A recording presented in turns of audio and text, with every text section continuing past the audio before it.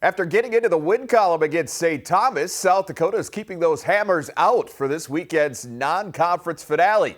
Head coach Bob Elsen says his Coyotes have to keep building against Lamar. Really important game. You know, we made some steps, showed some improvement from Missouri to St. Thomas in a lot of areas. We've got to keep improving. You know, that's the big thing. These non-conference games, you got to keep making strides. We've got some areas that we've got to be better, and we've got to be better in those areas this week. Right at the top of that priority list, the ground game. Coyote running backs have averaged a little under 3 yards per carry over the first two games. That's a number South Dakota needs to inflate for week 3 and beyond.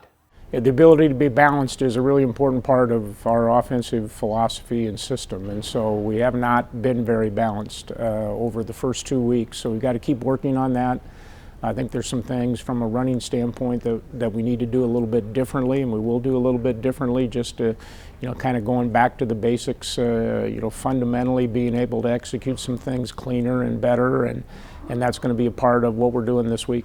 Now, for what it's worth, Lamar has struggled mightily against the run this season, allowing a combined 558 rushing yards in losses to Idaho and Louisiana Monroe. That ranks 108th out of 113 FCS teams.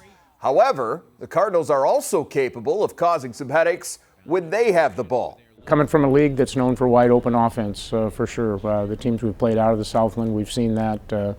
You know, a team with a new coach that is in the process of building that program. They've got good athletes, certainly from an offensive skill standpoint, some very talented guys on the perimeter, and they're going to be a little bit more like defending Missouri than defending St. Thomas, you know, with the ability to get the ball on the perimeter, but still want to balance that with run game, and so will be a different challenge for us defensively, but one that we'll be ready for.